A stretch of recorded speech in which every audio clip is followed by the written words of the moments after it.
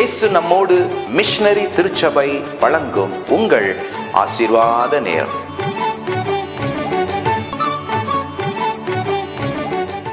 இயேசு கிறிஸ்துவின் நல்ல நாமத்திலே உங்கள் யாவருக்கும் இந்த வேளையிலே என்னுடைய அன்பின் வாழ்த்துக்களை நான் தெரிவித்துக் கொள்கிறேன். இன்றைக்கு நாம் மத்தேயு 14ஆம் அதிகாரம் 14வது வசனம் முதல் 21ஆம் வசனம் வரை இருக்கிற ஒரு வேத பகுதியிலே நடந்த ஒரு நிகழ்ச்சியை நாம் தியானிக்க போகிறோம். திரளான ஜனங்கள் இயேசு கிறிஸ்து எங்கே இருக்கிறார் என்று சொல்லி கேள்விப்பட்டு வேகமாக கால்நடையாக ஓடி அவரை போய் சந்திக்கிறார்கள்.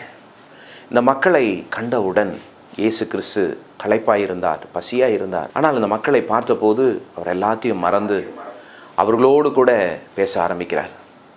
பேசுகிறார். எத்தனையோ காரியங்களை, நல்ல காரியங்களை எல்லாம் பேசி, நல்ல விஷயங்களை பேசி அவர்களோடு கூட இருந்து கொண்டே இருக்கிறார்.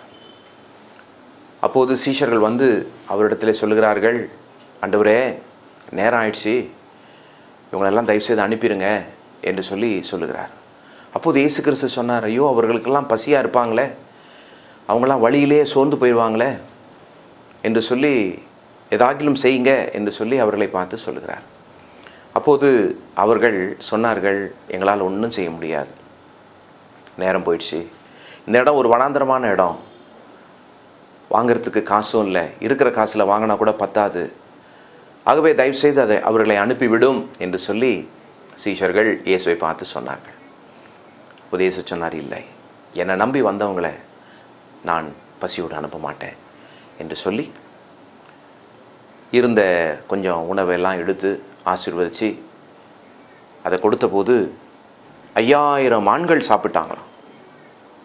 அது தவிர பெண்கள், குழந்தைகள் எல்லாம் இருந்து திருப்தியாக சாப்பிட்டு மிச்சம் 12 கூட நிறைய அவங்க மீத துணிக்கைகளை எடுத்தார்கள் என்று சொல்லி நாம் வாசிக்கிறோம்.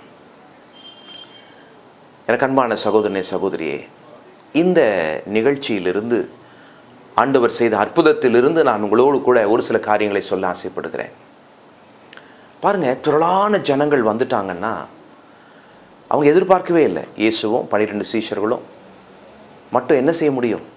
5000 ஆண்கள், பெண்கள் கணக்கில்லை, குழந்தைகள் கணக்கில்லை, என்ன செய்ய முடியும்? திடீரென்று இப்படிப்பட்ட ஒரு பெரிய ஒரு வேலை நமக்கு முன்னால் வந்து நிற்கும்போது நாம் பல காரியங்களை நினைத்து சோர்ந்து போகிறோம். சீஷர்கள் என்ன தெரியுமா சொன்னாங்க? அவங்க போகட்டும், பசியாக போனால் போகட்டும், எப்படியோ போய் அவங்களே பார்த்துக்கொள்ளட்டும் என்று சொல்லி அனுப்ப பார்த்தாங்க. அதுக்கு காரணம் என்ன தெரியுமா? நாம் இயேசு கூட தான் இருக்கிறார், இயேசுவை பார்க்குறதில்ல. என் சகோதரனை, இயேசு உன்னோடு இருக்கிறார். ஏதோ ஒரு பெரிய வேலை வருதுன்னா எதுக்கு தெரியுமா? நீ அதை செஞ்சிட்டனா உனக்கு வெற்றி வந்துடும். நீ அதை சாதித்தால் நீ பெரிய சாதனையாளனாக, வெற்றியாக நீ மாறிவிடுவாய். ஆகவே தான் சந்தர்ப்பம் உன் கதவை தட்டுகிறது. சாக்குப்போக்கு சொல்லி அதை தள்ளிடாதீங்க.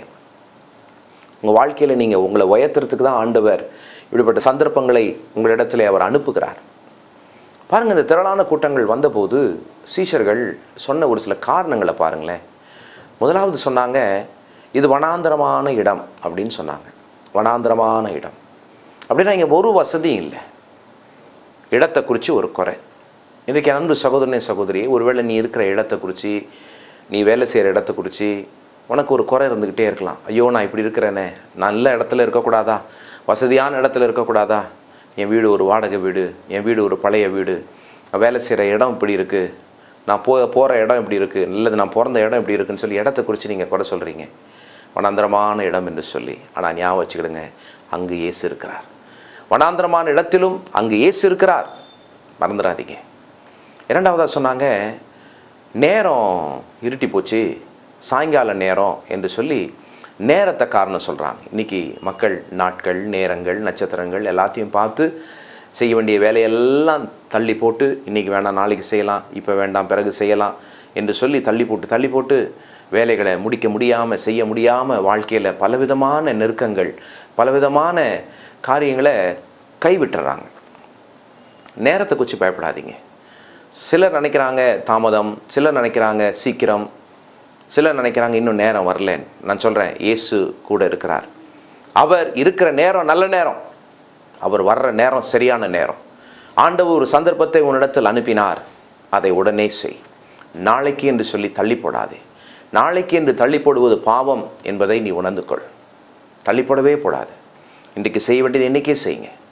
உன் படிப்பாக இருக்கலாம், உன் வேலையாக இருக்கலாம், உன் தொழிலாக இருக்கலாம், நீ சொல்ல வேண்டிய செய்தியாக இருக்கலாம், யாரோடையோ தொடர்பு கொள்ள வேண்டியதாக இருக்கலாம், ஃபோன் பண்ண வேண்டியதாக இருக்கலாம், யாருக்கோ எதையோ கொடுக்க வேண்டியதாக இருக்கலாம். அதை உடனே செய்யுங்க. ஏன்னா நாளைக்கு என்ன வேலை வரப்போகுதுன்னு தெரியாது. நாளைக்கு இன்னும் அதிகமான வேலைகள் வந்தால் இந்த வேலையை விட்டுருவீங்க. ஆகவே நேரத்தை குறை சொல்லாதீங்க. எந்த நேரத்துலையும் இயேசு உங்களோடு கூட இருக்கிறார். என் சகோதரனே, இயேசு என்ன சொன்னார்? உலகத்தின் முடிவு பரியந்தம் சகல நாட்களிலும் எல்லா நேரத்திலையும் நான் கூட இருக்கிறேன்னு சொல்கிறார். ஆகவே நேரத்தை, காலங்களை நீங்கள் சொல்லி நீங்கள் உங்களை வேலைகளை தள்ளி போடாதீங்க. அடுத்ததாக சொன்னாங்க, ஆண்டவரே அவங்களே போட்டுமே நாம் ஏன் செய்யணும் என்று சொல்லி அவங்க ஒரு காரணம் சொன்னாங்க. அதாவது யோசிச்சு பாருங்கள், டிரைவர் ஒரு வாகனத்தை ஓட்டிக்கிட்டு போகிறாரு, வண்டியே ஓட்டட்டுமேன்னு சொல்லி அந்த ஸ்டியரிங்லேருந்து கை எடுத்துட்டா என்ன ஆகும்? அது போகும் தான், கொஞ்சம் தூரம் வரைக்கும் நேராக போகிற மாதிரி போயிட்டு எங்கேயாவது போய் முட்டிக்கிடும். அப்படி ஒரு சிலர் தங்களுடைய வேலைகளை அது நடக்கிறது நடக்கட்டுங்க, என் விதிங்க, அது நடக்கிறது போல் நடக்கட்டும், அது எப்படி நடக்கட்டும், எல்லாரும் இருக்கிற மாதிரி நான் இருந்துட்டு போகிறேன்னு சொல்லி இருக்கிறாங்க. இல்லை, சூழ்நிலைகளுக்கு ஏற்றபடி நீ வாழாத, சூழ்நிலைகளை நீ மாற்றணும். சூழ்நிலைகளை நீ மாற்றணும். அவங்க போகட்டும், அவங்க கிராமத்துக்குள்ளே போகட்டும், அங்கே தங்குறதா இருந்தால் தங்கிக்கிட்டோம், அவங்களே தங்களுடைய உணவை செய்து கொள்ளட்டும் என்று சொல்லி நீ சொல்லாத. எதுவும் தானாக நடக்காது. நாம் இறங்கி வேலை செய்தால்தான் ஏதாவது நன்மை நடக்கும். தானாக நடக்கிறது என்ன? குப்பை சேரும், தானாக தூசி படியும், தானாக துரு பிடிக்கும், தானாக நடக்கிறதெல்லாம் இப்படி தான், ஒன்றுக்கும் பிரயோஜனம் இல்லாத காரியம். மழை பெஞ்சி நீங்கள் போய் நிலப்பரப்பை பாருங்கள், தேவையில்லாத செடி, தேவையில்லாத மரங்கள் தான் வளர்ந்துருக்கும். நல்ல மரங்கள், நல்ல செடிகள் வளரணும்னா நாம் தான் விதைச்சி, நாம் தான் அதை பார்த்து பராமரித்து வச்சாதான் அதில் இருந்து நல்ல பிரயோசனம் வரும். ஆகவே தானாக எதுவுமே நடக்காது. ஆகவே எதாகிலும் ஒன்றை செய், டூ சம்திங். எதாகிலும் ஒன்றை செய், ஒரு படியாவது எடுத்து வை. ஒவ்வொரு படியாக ஏறினாலும் உயர்ந்த மலைகளை நாம் ஏறலாம். உயர்ந்த மலைகளை எப்படி ஏறுறாங்க? படிப்படியாக தானே ஏறுறாங்க. எடுத்து வை ஒரு படியை. இன்னைக்கு தானாக நடக்கும்னு நினைக்கவே நினைக்காத. தானாக எதுவுமே நடக்காது. தானாக எதுவுமே நடக்காது. இயேசு இருக்கிறார், அவரை நோக்கி முன் செல். இயேசு உன்னை அழைக்கிறார், அவர் உற்சாகப்படுத்துகிறார். மகனே வா என்று சொல்லி. படிப்பு கஷ்டமாக இருக்குது, அப்புறம் பார்த்துக்கலான்னு சொல்லி சொல்லாத. ஒரு பேஜாவது படி, அடுத்த பேஜுக்கு அது வசதியாக இருக்கும். அடுத்த பேஜை படி, 3வது பேஜுக்கு போக வசதியாக இருக்கும். ஒன்று ஒன்றா செய்யுங்க. தானாக எதுவுமே நடக்காது. 4வதாக ஒரு காரணம் சொன்னாங்க. என்ன சொன்னாங்க தெரியுமா? எங்களிடத்தில் ஒன்றும் இல்லை அப்படின்னு சொன்னாங்க.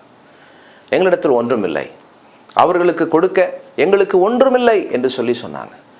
நல்லா கவனிங்க, இயேசு கிறிஸ்து கூட இருக்கிறாருங்க. எப்படி ஒன்றும் இல்லைன்னு சொல்ல முடியும்? வானத்தையும் பூமியும் உண்டாக்கின தேவன் நம்மோடு கூட இருக்கிறபடினால் எப்படி ஒன்றும் இல்லைன்னு சொல்ல முடியும்? சோர்ந்து போயிட்டீங்களா? பெரிய வேலை வந்துடுச்சு, பெரிய சவால் உங்களுக்கு முன்னால் இருக்குது, என்ன செய்யறதுன்னு தெரியலன்னு சொல்லி சோர்ந்து போயிட்டீங்களா? பயப்படாதீங்க, ஆண்டவர் உங்களோடு இருக்கிறார். யார் இந்த இயேசு? எல்லாவற்றையும் எல்லாவற்றாலும் நிரப்புகிறவர். எல்லாவற்றையும் எல்லாவற்றாலும் நிரப்புகிறவர் இயேசு இருப்பதினால் உங்களுக்கு எல்லாம் இருக்குது. ஆகவே வாய் விட்டு சொல்லுங்கள், இயேசுவே என் குறைகளெல்லாம் நீக்குங்க, நிறைவே தாங்கன்னு சொல்லுங்கள். ஆண்டவர் உங்களை ஆசீர்வதிப்பார். நல்லா பாருங்கள், உங்களிடத்தில் எல்லாமே இருக்குது. ஒன்றும் இல்லைன்னு சொல்லி சொல்லுவது உங்களுடைய அறியாமை. சோர்ந்து போயிச்சா அப்படி சொல்லுவீங்க. அப்படி இல்லை. இயேசு சொல்கிறார், உங்களிடத்தில் இருக்கிறது, உங்களிடத்தில் இருக்கிறதை கொடுங்கள் என்று சொல்லி தான் ஆண்டவர் சொன்னாரே தவிர உங்களிடத்தில் அவ்வளவு இருக்குதான்லாம் கேட்கல. இருக்கிறத கொடுங்கன்னு சொல்லி சொன்னார். ஆகவே நீங்கள் செய்ய வேண்டியது என்ன தெரியுமா? ஆண்டவரே எங்கள் குறையை நீங்கள் நிரப்பிடுங்கப்பா என்று சொல்லி கேளுங்க. நிச்சயமாக அவர் உங்களை நிரப்புவார்.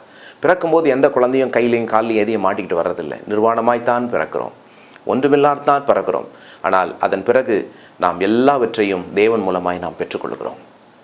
ஆகவே ஒன்றுமில்லை நீ சொல்லவே சொல்லாதீங்க, இயேசு உங்களோடு கூட இருக்கிறார். 5வதாக அவர்கள் சொன்னார்கள், ஆண்டவரே தேடி கேடி பார்த்தோம், ஒரு 200 பணம் இருக்குது, அந்த 200 பணத்தை கொண்டு போய் நாங்கள் வாங்கினா கூட அந்த உணவை கொஞ்சம் கொஞ்சம் பிட்டு பிட்டு கொடுத்தா கூட எல்லாருக்கும் கொடுக்க முடியாத என்று சொல்லி சொன்னாங்க. பாருங்கள், ஆண்டவர் சொன்னார் உங்களிடத்தில் இருக்கிறத கொடுங்கன்னு தான் சொன்னார். 200 பணம் இருக்கிறது பெரிய விஷயம். அது கூட இல்லாமல் சூழ்நிலைகளிலே நாம் இருந்திருக்கிறோம் அல்லவா?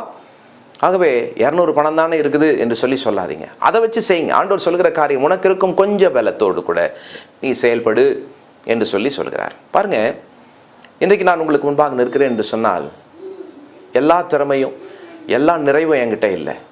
எனக்கு ஏராளமான குறைகள் உண்டு. மறதி, தமிழ் கூட எனக்கு சரியாக பேச தெரியாது.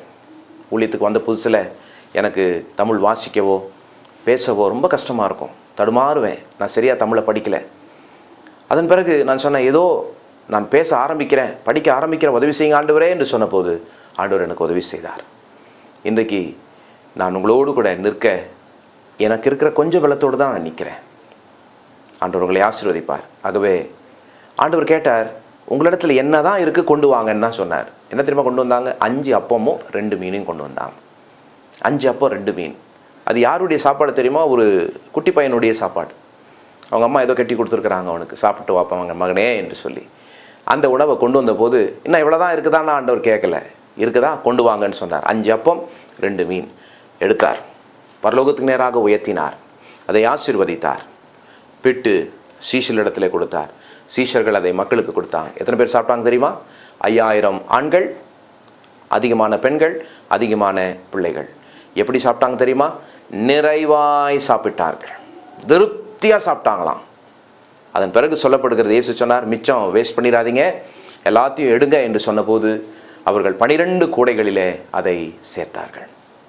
ஜனங்கள் எல்லாரும் திருப்தியாக போனாங்க. இதிலிருந்து நீ அறிந்து கொள்ள வேண்டிய ஒரு காரியம் என்ன தெரியுமா? எனக்கு இது இல்லை அது இல்லை அப்படின்லாம் சொல்லாதீங்க. இருக்கிறத வச்சு செய்யுங்க, ஆண்டவர் உங்களை ஆசீர்வதிப்பார்.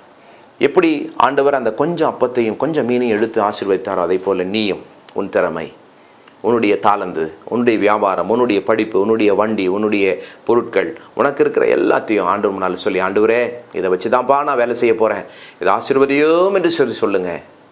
நிச்சயமாக ஆண்டவர் உங்களை ஆசீர்வதிப்பார். உங்கள் மூலம் ஆண்டவர் பெரிய காரியங்களை செய்ய போகிறார். நீங்கள் ஆளுகை செய்ய போகிறீர்கள், நீங்கள் தலைவராக இருக்க போகிறீர்கள், முதல்வர்களாக இருக்க போகிறீர்கள். உங்கள் படிப்பில் முதன்மையாக வரப்போகிறீங்க, உங்கள் வியாபாரத்தில் முதன்மையாக வரப்போகிறீங்க, உங்களுடைய என்ன வேலை செய்கிறீங்களோ அதில் ஒரு வெற்றியாக நீங்கள் வரப்போகிறீங்க. அதுக்கு காரணம் இயேசு கிறிஸ்து உங்களோடு கூட இருக்கிறார். உங்களை நேசிக்கிற தேவன் அல்லவா? உங்களுக்காக சிலுவையிலே ரத்தம் சிந்தி, கடைசி சொட்டு ரத்தம் சிந்தி, ஜீவனை கொடுத்து உங்களுக்காக எதையும் செய்ய ஆயத்தமாக இருக்கிறவர் அல்லவா? அவரை நம்பி இருங்க, நிச்சயமாய் அவர் உங்களை ஆசீர்வதிப்பார். சோர்ந்து போகாதே, நிமிர்ந்து நில், தலை குனிஞ்சு நிற்காது. அவனுக்கு இருக்கிறது எனக்கு இல்லையேன்னு சொல்லி, உனக்கு இயேசு இருக்கிறார், எல்லாம் இருக்கு, தலை நிமிர்ந்து நில். மகனே, மகளே, சகோதரனே, சகோதரியே, அப்பா அம்மா, உங்களை பார்த்து நான் சொல்கிறேன், அன்பு தோழர்களே, இன்றைக்கு இந்த வார்த்தைகள் உங்களை உற்சாகப்படுத்தட்டும். இன்றைக்கு நான் தலை நிமிர்ந்து நிற்கிறேன். ஏன் தெரியுமா? இயேசு என் தலையை உயர்த்தினார். இன்றைக்கு நான் உங்களுக்காக ஜெபிக்க போகிறேன். நீ இருக்கிற இடத்துல, இந்த செய்தியை கேட்கிற எந்த இடத்திலும் ஆண்டவருடைய பிரசனம் இறங்கி உங்களை ஆசீர்வதிக்க போகிறது. ஜெபிப்போமா? உங்களுக்காக நான் ஜெபிக்க போகிறேன். தேவன் உங்களை ஆசீர்வதிக்க போகிறார். இந்த வினாடி முதல் உங்களுடைய வாழ்க்கை வெற்றிகரமாக இருக்க போகிறது, திருப்தியாக இருக்க போகிறது, உயர்ந்ததாக இருக்க போகிறது. நாம் ஜெபிப்போம். நேசிக்கிற எங்கள் அன்பின் பரலோக பிதாவே, கொஞ்சம் அப்பத்தையும் கொஞ்சம் மீன்களையும் வைத்து திரளான ஜனங்களை திருப்தியாய் போஷித்த நல்ல தேவன், குறைகளை எல்லாம் எடுத்து போட்டு இடத்தையோ நேரத்தையோ பணத்தையோ பார்க்காமல் நீர் இருந்து சாதித்து ஆசீர்வதித்தது போல, ஆண்டவரே, என் அன்பு பிள்ளைகள், வாலிப பிள்ளைகள், என் அன்பு சகோதர சகோதரிகள், தோழர்கள் ஒவ்வொருவரையும் தேவன் இந்த வேளையிலே ஆசீர்வதிப்பீராக. இப்போதும் தேவ பிரசன்னம் அவர்கள் மேல் இறங்கி வரும்படியாக நான் ஜெபிக்கிறேன். அவருடைய படிப்பு, வேலைகள், தொழில், வியாபாரங்கள், ஊழியங்கள், அவருடைய வீடுகள், அவருடைய வாகனங்கள், அவருடைய போகை வருகை எல்லாவற்றையும் தேவன் நீர் ஆசீர்வதியும். சோர்ந்து போன வாழ்க்கையை நிமிர்த்தி தலைகளை உயர்த்தி நிறுத்துவீராக. ஆண்டவரே, என்ன செய்வோம் என்று சொல்லி தவித்துக் கொண்டிருக்கிற இவர்களுக்கு சாதிக்க உதவி செய்வீராக, ஆசீர்வதியும் என்று சொல்லி ஜெபிக்கிறேன். உம்முடைய பிரசன்னம் இறங்கி இவர்களை ஆசீர்வதிப்பதற்காய் ஸ்தோத்திரம். எல்லா வியாதிகள் விலகி போகட்டும், பில்லி சூனிய தந்திர மந்திரங்கள் உடைந்து போகட்டும், ஜெயம் உண்டாகட்டும். ஆசீர்வதியும். வீடுகள் ஜெப வீடுகளாய் மாறட்டும், அன்பின் வீடுகளாய் மாறட்டும். ஆசீர்வதியும். இதை கேட்கிற ஒவ்வொரு ஆண்டவரே மனுஷன் மேலும், ஆண்டவரே ஒவ்வொரு ஆணின் மேலும் பெண்ணின் மேலும் தேவனுடைய ஆசீர்வாதங்கள் இறங்கி வருவதாக என்று சொல்லி ஜெபிக்கிறேன். ஆசீர்வதி.